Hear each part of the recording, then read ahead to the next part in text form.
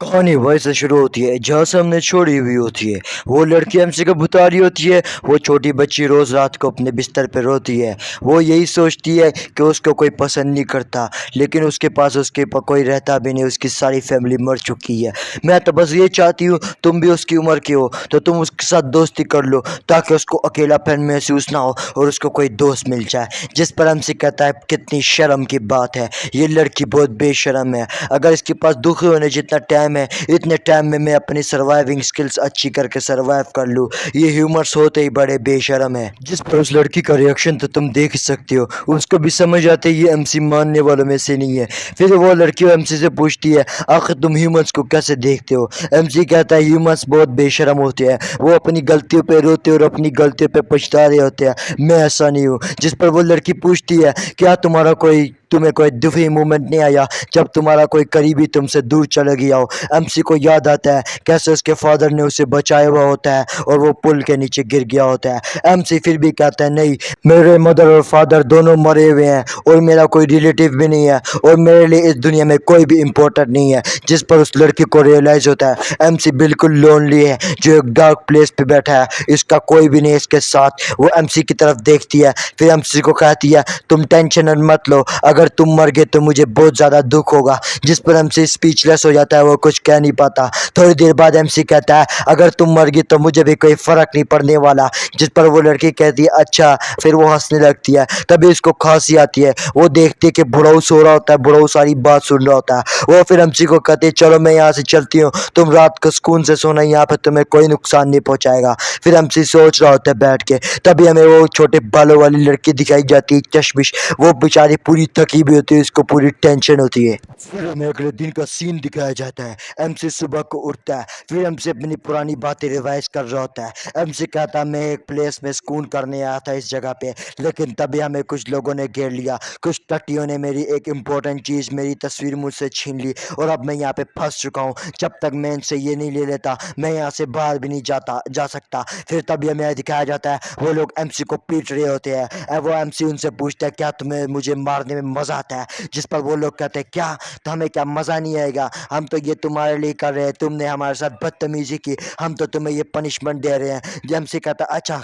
ये बात है, तो फिर तुम खुद को मुझे पनिशमेंट क्यों नहीं दे देते। जिस पर उस बंदे की फट जाती है। फिर वो एमसी कहता है कि तुम उस नोट को साइड पे रख दो और मुझे खुद पनिशमेंट दे दो। जिस पर वो कहता है आखिर इसके अंदर से ऑरा कैसे आ रहा है, ये मुझसे डर क्यों नहीं रहा, आखिर ये मेरे अंदर इतनी आंखों से क्यों देख रहा है मुझे। वो फिर एमसी को कहता है क्या तुम मुझे नीची नज़रों से देख रहे हो। फिर वो बंदा एमसी को कहने लगता है अगर तुम ऐसा ही रवैया रखोगे तो हम तुम्हारी पनिशमेंट डबल कर देंगे और हम ट्रिपल भी कर सकते हैं।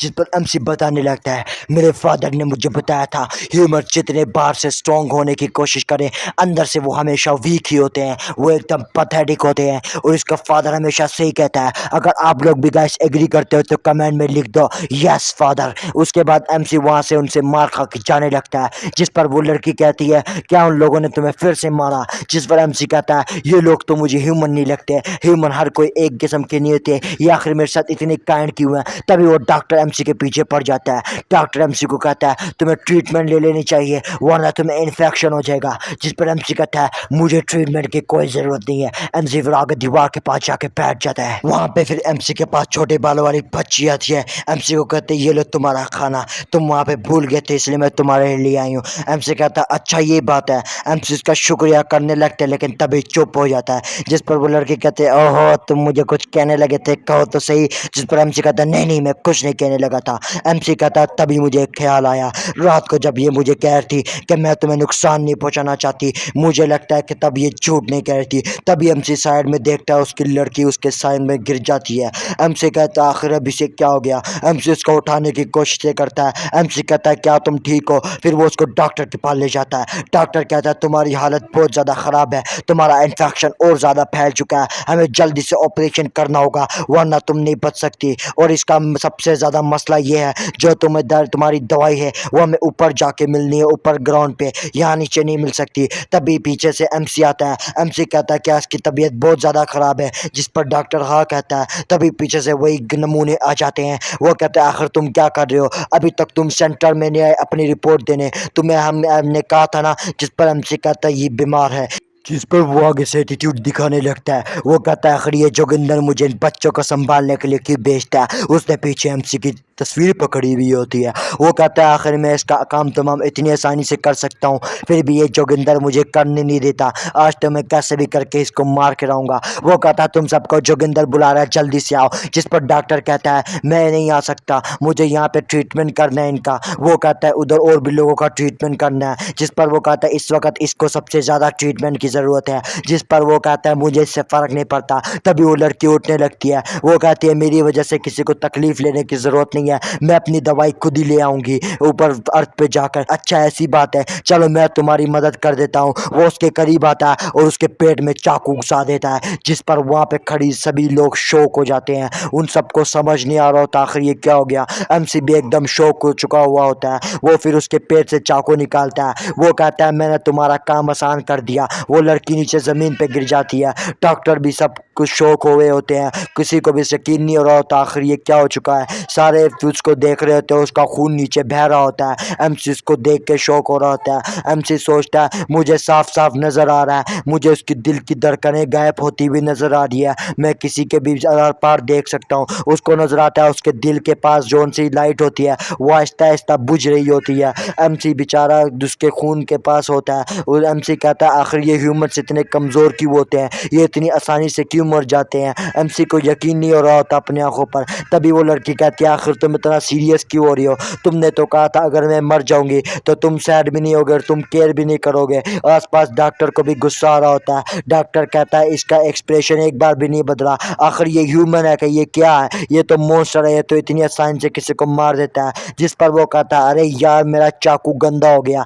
जिस पर डॉक्टर कहता है तुम इतने बुज़दिल कैसे हो सकते हो, तुम ऐसे ही किसी को कैसे मार सकते हो। पर वो कहने लगता है कि तुम्हें तो मेरा खुश मिजाज होना चाहिए, मेरी तारीफ़ करनी चाहिए। मैंने उसको इतने आराम से मार दिया वरना वो तड़प तड़प के मरती। जब वो दूसरी तरफ एमसी को देखता है तो एमसी पूरा खामोश खड़ा होता है। वो एमसी को कहता है आखिर तुम इतना एटीट्यूड दिखा रहे थे, इतनी ताकत दिखा रहे थे, कहाँ पे गई। वो एमसी को बुरा भला कह रहा होता है। एमसी तभी गुस्से में आता है। एमसी का एकदम खतरनाक रूप सबके सामने आ जाता है। वो एमसी डर के एमसी को चाकू आगे दिखाता है। वो एमसी उसको कहता है क्या तुम्हारे पास तस्वीर है। जिस पर वो नीचे देखता है तो वो कहता है ओए मैंने तस्वीर तो गिरा दी चाकू लाते वक्त, अब तुम मेरा क्या बिगाड़ लोगे। एमसी तभी अपने स्टैंड में आने लगता है। वो कहता है तुम ऐसे करके क्या ही उखाड़ लोगे, क्या तुम दौड़ के आके मुझे गिरा दोगे। हाँ मुझे नहीं लगता तुम ऐसे कर पाओगे, मैं तुम्हें चाकू से बड़े आसानी से मार दूंगा। एमसी फुल गुस्से में होता है। एमसी उसको इग्नोर मार रहा होता है। जैसे ही वो अपनी पलकें झपकाते हैं एमसी अपनी फुल स्पीड में अपने पावर दिखाता है। एमसी के हर तरफ और आता है। एमसी फिर हमें दिखाया जाता है कि एमसी उसके मुंह के बिल्कुल करीब पहुंच चुका होता है। एमसी उसको कहता है मैं तुम्हें जान से मार दूंगा साले, मैं तुम्हारी गान मार लूंगा।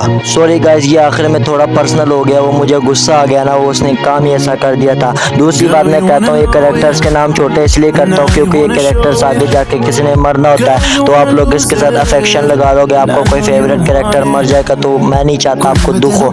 उसके बाद ये सीरीज़ का यहीं पे था, इसके 10 चैप्टर आए अभी तक। कोई भी अच्छी सीरीज़ होती है ना, कोई भी अच्छी मानवा होती है उसके चैप्टर बहुत ज़्यादा कम होते हैं, लेकिन मैं आगे जो चीज़ एक्सप्लेन करूँगा ना वो इससे भी ज़्यादा तगड़ी होगी। वो एक ऐसी मानवा होगी जिसके बारे में आपने कभी सुना नहीं होगा। उसमें मैं आपको थोड़ा बता देता हूँ कि उसमें ऐसा होता है कि जो मेन एमसी होता है उसको कोई और साइड वाला कैरेक्टर मार देता है, फिर वो साइड वाला कैरेक्टर एमसी बन जाता है। उसकी स्टोरी भी बहुत तगड़ी है। उसके अलावा मैंने लेफ्ट साइड पे एक प्रीस्ट वाली मानवा एक्सप्लेन की हुई है, ये नई वीडियो आई है, आप इसको देखो। अगर इसके 100 लाइक होते तो मैं इसका नेक्स्ट पार्ट भी अपलोड कर दूंगा। ये भी बहुत ज़्यादा तगड़ी मानवा है। और राइट साइड पर मैंने एक स्कूल वाली मानवा भी तो एक्सप्लेन की है काफ़ी पहले, वो भी बहुत ज़्यादा तगड़ी मानवा है। आप उसको भी देखें, मैंने उसको भी बहुत अच्छे से एक्सप्लेन किया हुआ है। तब तक के लिए बाय बाय और आपके सपोर्ट और प्यार के लिए बहुत बहुत शुक्रिया। मैं आपको पता नहीं कैसे प्यार करूं और कैसे शुक्रिया कहूं। और इसके जैसे ही नए चैप्टर आएंगे आपको आपके भाई के चैनल पे मिल जाएंगे, इसलिए सब्सक्राइब करके रखो इसके नए चैप्टर्स के लिए।